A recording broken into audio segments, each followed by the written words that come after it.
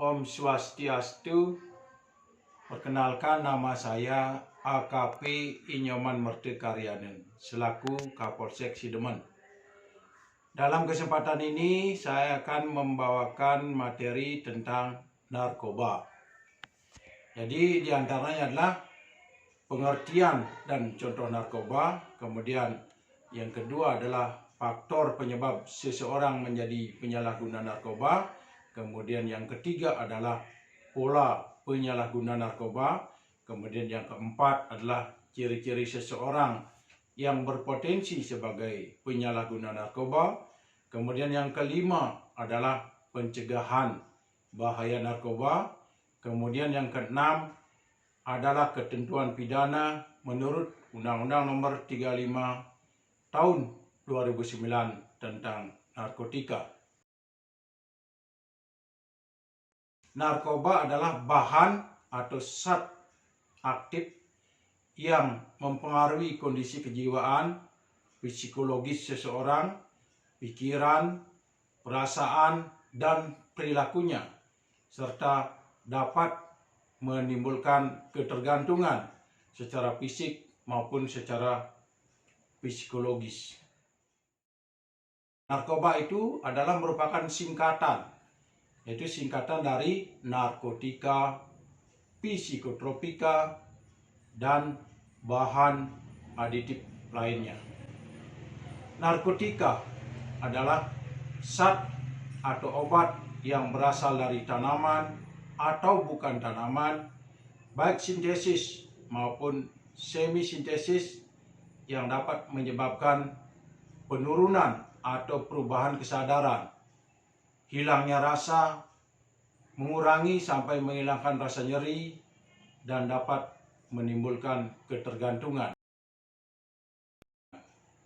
Contohnya adalah ada opium, kokain, ganja, heroin, kodein, ekstasi, sabu, dan lain-lain. Jadi psikotropika adalah zat atau obat alamiah maupun sintesis bukan narkotika, berkhasiat psikoaktif melalui pengaruh selektif pada susunan saraf pusat yang menyebabkan perubahan khas pada aktivitas mental dan perilaku seseorang. Contohnya adalah deksavitamin. Bahan aditif adalah bahan-bahan aktif atau obat yang dalam organisme hidup menimbulkan kerja biologi yang apabila disalahgunakan dapat menimbulkan ketergantungan atau adiksi, yakni keinginan kembali untuk menggunakan secara terus-menerus. Contohnya adalah alkohol, arak tradisional, kafein, nikotin, spiritus, bensin, thinner, tembakau, dan lain-lain.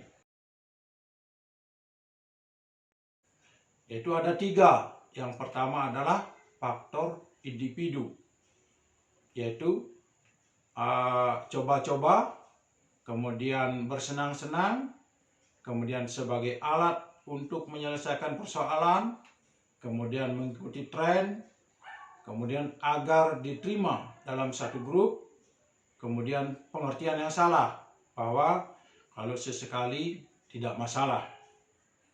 Kemudian yang kedua adalah faktor lingkungan. Jadi kesempatan atau situasi seperti di diskotik, bar, tempat hiburan malam, tempat rekreasi, tempat pesta. Kemudian adanya ajakan atau rayuan iming-iming dari teman-temannya. Kemudian adanya tempat kerja yang membosankan. Kemudian faktor yang ketiga adalah faktor zat atau ketersediaan narkoba. Secara psikologis, jadi tidak dapat hidup normal tanpa adanya zat atau narkoba di dalam tubuhnya. Kemudian secara fisik merasa kesakitan, atau tidak nyaman bila di dalam tubuhnya tidak ada narkoba. Kemudian secara psikis, jadi merasa nikmat bila tubuhnya berisi zat-zat yang mengandung narkoba. Nah, kemudian zat-zat narkoba itu sendiri dapat memberikan rasa nikmat. Jadi ada pola coba-coba, yaitu karena iseng dan ingin tahu dan akhirnya menjadi ketagihan. Kemudian ada pola pemakaian sosial, yaitu pemakaian yang tujuan awalnya adalah mengikuti perkembangan zaman, lalu menjadi ketagihan. Kemudian pola pemakaian secara situasional, jadi merasa kesepian, patah hati, serta adanya masalah dalam keluarganya. Nah, ini yang pertama adalah berasal dari keluarga yang broken home. Nah, kemudian kehidupan keluarganya yang kurang harmonis. Kemudian kehidupan keluarga yang kurang religius, jarang sembahyang. Kemudian ya sudah mulai merokok pada usia dini. Kemudian berada di lingkungan mayoritas sebagai penyalahguna narkoba. Kemudian ya sering mencuri, berbohong, dan sering bergadang. Kemudian ada cenderung cemas, depresi, dan stres. Kemudian adanya prestasi kerja atau prestasi belajar yang menurun. Kemudian adanya keterbelakangan mental. Kemudian suka mencari sensasi, hal-hal yang berbahaya. Kemudian rendah diri dan sifat mudah kecewa. Jadi hal-hal tersebut adalah menjadi potensi seseorang menjadi penyalahguna narkoba.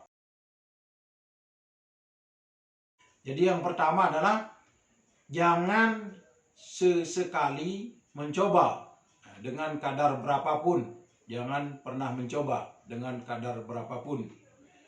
Kemudian carilah pergaulan yang aman. Jadi pergaulan dengan orang-orang yang tidak sebagai penyalahguna narkoba. Kemudian dapatkan kasih sayang yang tulus dari keluarga atau orang terdekat. Kemudian waspadalah dengan siapapun dan jalani hidup yang wajar.